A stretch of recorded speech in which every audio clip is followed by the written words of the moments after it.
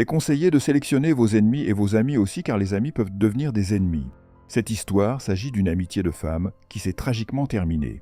L'histoire d'aujourd'hui se concentre sur Renée Marsden d'Australie-Sydney, qui a été élevée avec ses 3 sœurs dans la maison de nourriture de Teresa et Mark Marsden. Bonjour et bienvenue dans votre chaîne Mystic Crime. Chaque semaine, j'enquête et présente des affaires criminelles du monde entier, car la vérité est plus étrange que la fiction. Abonnez-vous et laissez un petit commentaire, ça me motive à continuer. J'attends vos avis, conseils et critiques avec plaisir. Maintenant que c'est dit, retournons à notre affaire. Dans cette famille, connue pour son ambiance chaleureuse, Renée entretenait une relation particulièrement forte avec sa mère.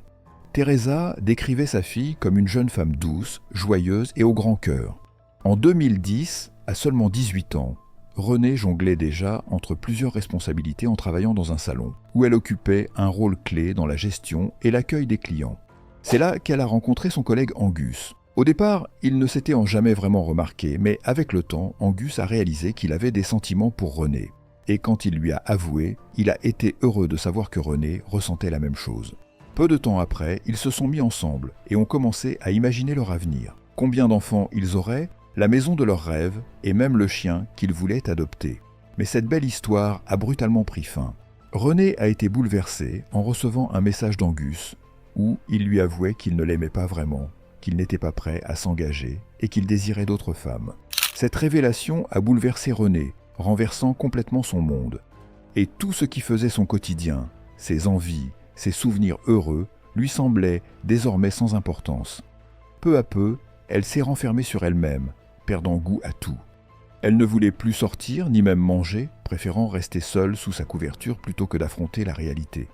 Pourtant, dans cette période sombre, une personne est restée à ses côtés. Son amie d'enfance, Camilla Zidane. Bien que leur vie ait pris des chemins différents, Camilla est allée immédiatement auprès de Renée quand elle a appris sa rupture. Souhaitant la réconforter, Camilla lui a suggéré de rencontrer de nouveaux hommes. Elle pensait même à quelqu'un qui pourrait être un bon moyen de passer à autre chose. Vous ne pouvez pas imaginer cette personne, c'était Brayden Spiteri, l'ex de Camilla, avec qui les choses n'avaient donc pas fonctionné à cause d'un manque de compatibilité. Pourtant, Camilla était persuadée que Brayden et Renée formaient un duo parfait et l'encouragea vivement à le rencontrer, convaincue qu'il serait un bon compagnon pour elle. Mais Renée a hésité à rencontrer de nouveaux hommes et n'était pas vraiment intéressée à s'engager avec quelqu'un. Mais, après sa récente séparation, et grâce à l'insistance de Camilla, Renée a finalement décidé de tenter sa chance et de rencontrer l'énigmatique Brayden. Leur première conversation par téléphone a rapidement fait naître une connexion. Dès ce premier échange, Renée a ressenti un lien profond avec lui. Bien qu'ils ne se soient pas encore rencontrés en personne, elle avait déjà ce sentiment rare et spécial qu'on ressent avec un ami proche. Leur conversation était incessante, chaque jour remplie de messages sans fin sur les réseaux sociaux. À 23 ans, Brayden Spiteri était diplômé d'une prestigieuse académie royale et venait d'une famille riche, propriétaire d'une entreprise de construction. En discutant avec sa mère, Thérèse, Renée se sentait souvent un peu gênée. Pour elle, Brayden semblait mystérieux, mais il partageait dans de nombreux centres d'intérêt, et il semblait avoir les mêmes objectifs de vie qu'elle. Le seul problème, c'était que Brayden n'était pas toujours disponible. Il n'a jamais refusé de se rencontrer, mais il y avait toujours une excuse pour ne pas passer de temps ensemble. Début 2012, quelques semaines après le début de leur romance, Renée est partie en voyage familial de 2 semaines, sans réseau. À son retour, elle a découvert des nouvelles inattendues concernant Brayden.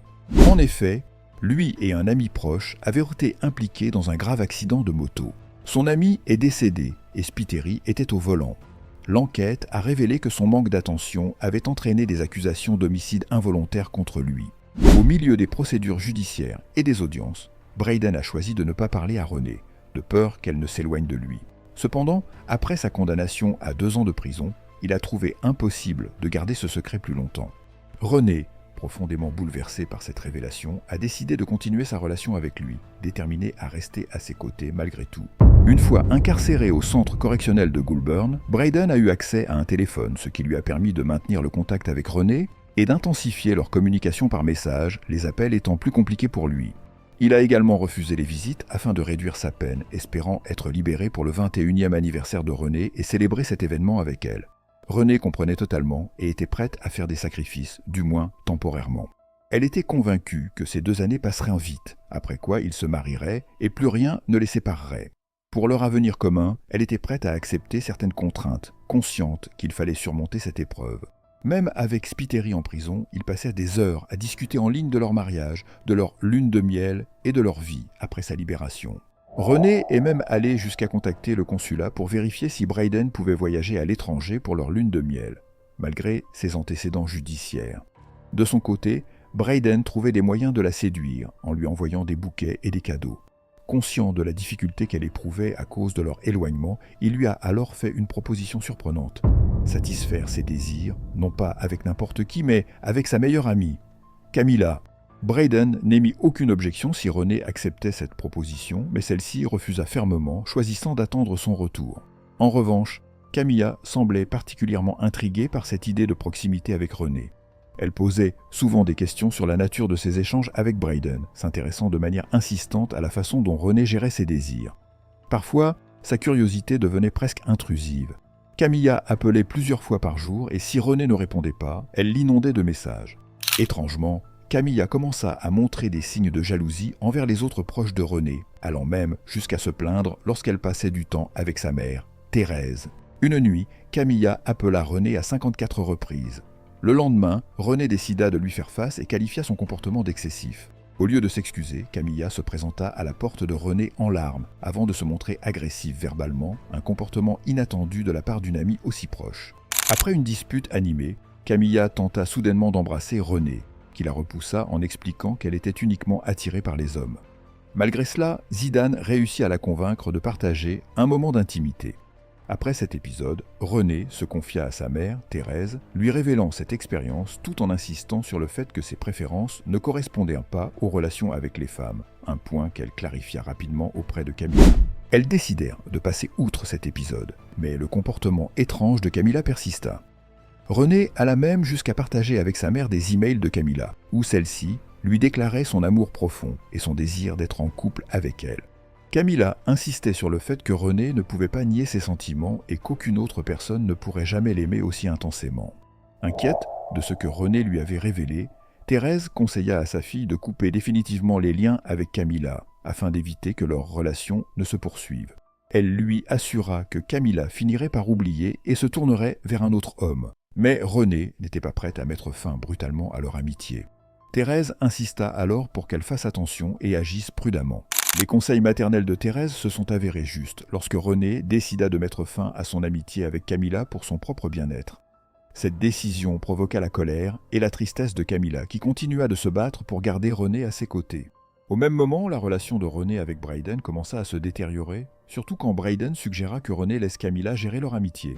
Malgré sa volonté de mettre fin à leur relation sous l'insistance de Brayden, René hésitait à chaque fois, poussé par sa nature compatissante face aux épreuves qu'il traversait. D'abord, Brayden lui annonça que sa mère était atteinte d'une tumeur au cerveau, une situation qu'il vivait difficilement en raison de son incapacité à être présent pour elle. Plus tard, il fut victime d'une violente agression en prison, le laissant gravement blessé. René sentait que l'influence de Brayden devenait de plus en plus toxique et elle était sur le point de s'éloigner.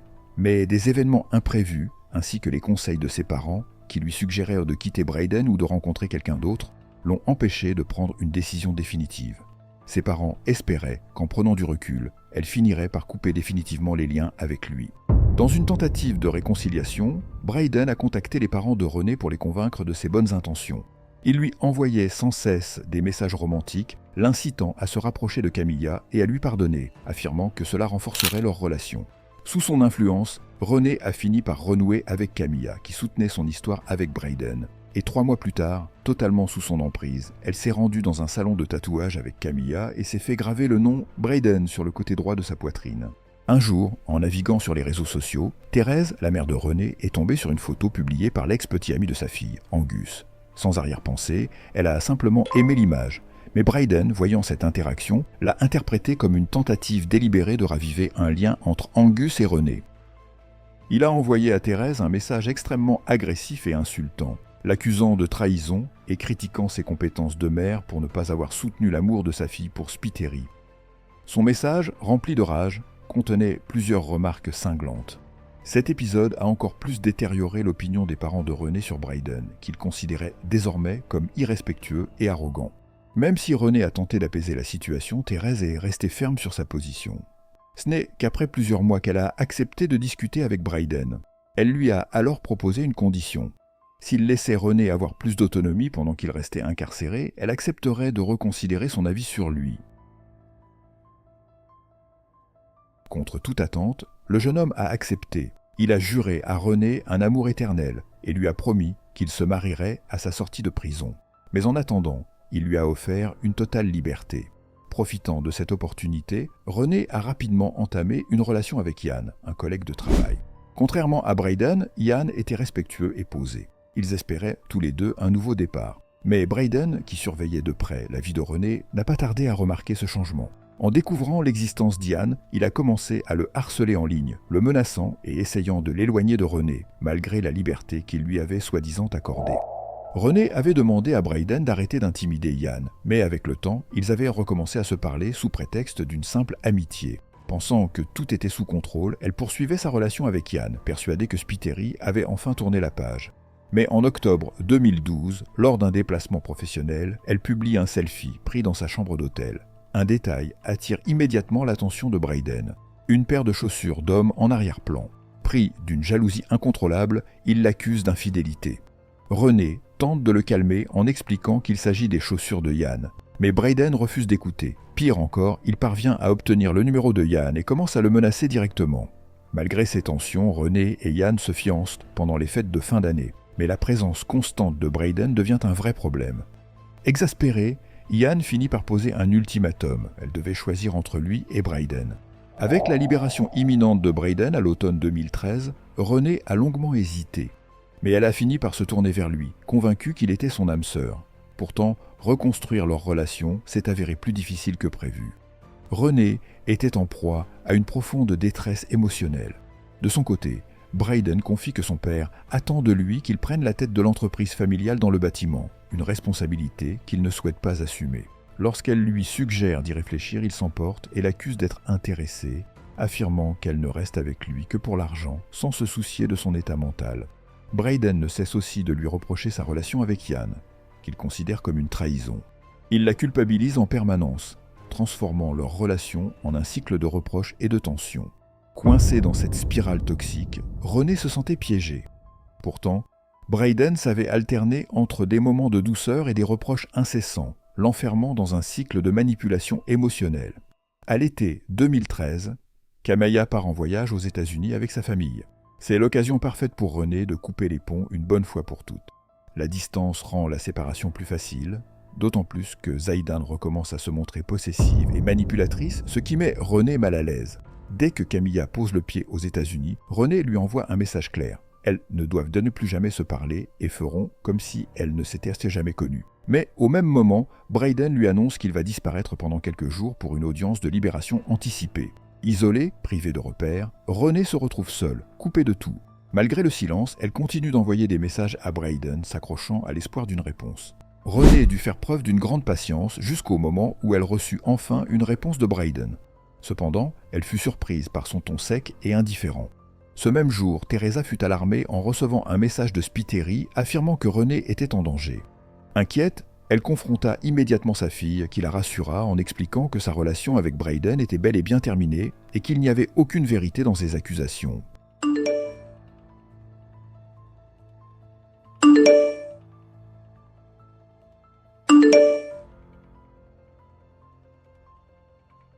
Ensuite, René s'est préparée avec enthousiasme pour une soirée entre amis. Pour la première fois depuis longtemps, elle se sentait libre, soulagée d'avoir mis fin à sa relation toxique avec Brayden. Ce moment représentait pour elle une bouffée d'air frais, une parenthèse de légèreté et de plaisir. Le 5 août 2013, à exactement 17h49, René envoya un long message touchant à sa mère, lui exprimant son amour et lui demandant pardon. Inquiète, Thérèse tenta immédiatement de la joindre par téléphone, mais sans succès. Cherchant à comprendre, elle contacta Camilla, avec qui elle n'avait pas parlé depuis un moment, et qui avait reçu un message similaire. Camilla suggéra alors de chercher René dans un endroit probable, les menant à une résidence où, selon Camilla, vivait la sœur de Brayden. Mais sur place, aucune trace de René. Thérèse signala alors la disparition de sa fille aux autorités. Peu après, la police retrouva la voiture de René dans la baie isolée de Watson's Bay, loin du centre-ville. À l'intérieur du véhicule, ils découvrirent un téléphone inutilisé depuis 2 mois, une carte de Saint-Valentin de Bryden et un photomontage de lui. Sur la vitre couverte de poussière, un message tracé à la main disait « Je t'aime, Bryden ». La famille Marsden, accompagnée de plusieurs proches, se rendit à Watson's Bay pour chercher René. Sur place, ils tombèrent sur ces ballerines noires. Pendant ce temps, la police bouclait la zone pour mener son enquête et demanda aux proches d'attendre les résultats chez eux. Thérèse, rongée par l'inquiétude, tenta désespérément de joindre Bryden, mais il ne répondit ni à ses appels ni à ses messages furieux. Convaincue qu'il était impliqué dans la disparition de sa fille, elle ne pouvait se résoudre à attendre. Le père de René, inquiet, contacta le centre pénitentiaire où Bryden était censé être détenu. Mais, à sa grande surprise, aucun détenu ne portait ce nom. Troublé, il alerta aussitôt la police. Pendant ce temps, les enquêteurs poursuivaient leurs recherches à Watson's Bay. Sur place, aucune trace de René, mais une découverte glaçante, des images de vidéosurveillance capturant ses derniers instants. On l'apercevait marchant seul jusqu'au bord d'une falaise, enjambant la barrière de sécurité, puis s'arrêtant un instant pour regarder en contrebas. Elle sortit ensuite son téléphone, envoya 3 derniers messages avant de le jeter dans l'océan et de sauter à son tour. Son corps ne fut jamais retrouvé. Pour sa famille, c'était un choc brutal. René avait disparu et avec elle, tout espoir de la revoir un jour. L'enquête se concentra alors sur les destinataires des derniers des messages de René et leur contenu. Les investigations révélèrent qu'avant de se rendre à Watson's Bay, elle avait envoyé 91 messages à Bryden sans jamais recevoir de réponse. Ce n'est qu'au moment où elle s'apprêtait à sauter qu'un message lui parvint enfin. Mais un détail étrange attira l'attention des enquêteurs. Les messages de Camilla et de Bryden présentèrent des schémas grammaticaux identiques et des fluctuations d'humeur similaires. Lorsque Camilla se montrait hostile envers René, Bryden exprimait de la colère, et inversement. Bien que provenant de 2 numéros distincts, ils furent finalement rattachés à un seul et même expéditeur. Bryden Spiteri n'avait jamais existé. Il était une pure invention de Camilla. Parmi les derniers messages retrouvés sur le téléphone de René figurait une rupture brutale de Bryden, mettant fin à leur relation de 18 mois et affirmant qu'il avait besoin d'espace. Cette révélation plongea René dans une détresse profonde. Ses collègues furent témoins de son effondrement. Elle tremblait et pleurait sans pouvoir se contrôler. Lorsqu'elle parvint à retrouver un semblant de calme, elle passa un appel bref de 90 secondes à la prison, censément destiné à Bryden, selon les relevés téléphoniques. Plus tard, une perquisition menée chez Camilla permit aux enquêteurs de saisir plusieurs téléphones portables, une lettre déchirée que René avait adressée à Bryden ainsi qu'une autre, intacte, signée par Camilla. Dans cette lettre, Camilla remerciait René de lui avoir présenté son âme sœur et lui promettait de lui rendre l'appareil. Par ailleurs, l'homme apparaissant sur les photos sous l'identité de Bryden, en réalité nommé Cameron, était totalement étranger à cette histoire. Son identité avait été usurpée à son insu pour alimenter cette relation fictive. René venait de passer les 18 derniers mois de sa vie à croire qu'elle était amoureuse. Ce n'est que le jour de sa mort qu'elle découvrit la vérité. Bryden n'avait jamais existé. Camilla avoua avoir trompé sa meilleure amie en se faisant passer pour Bryden. Pourtant, en l'absence de loi contre le catfishing en Nouvelle-Galles du Sud à cette époque, la police ne put engager aucune poursuite contre elle. Elle n'avait extorqué aucun argent à René, ce qui l'exemptait de toute accusation de fraude. Tout ce qu'elle faisait n'était que pour son propre divertissement ou plaisir. En 2020, les parents de René ont convaincu les autorités de rouvrir l'enquête sur la mort de leur fille et sur la manière dont Camilla y avait directement contribué. En échange de révélations sur sa tromperie, elle a obtenu l'immunité. Camilla, qui a échappé à toute responsabilité pour ses actes, a affirmé qu'elle et René étaient en relation. La famille de René n'ayant jamais accepté leur relation, Camilla et René auraient inventé le personnage de Bryden pour cacher leur véritable lien.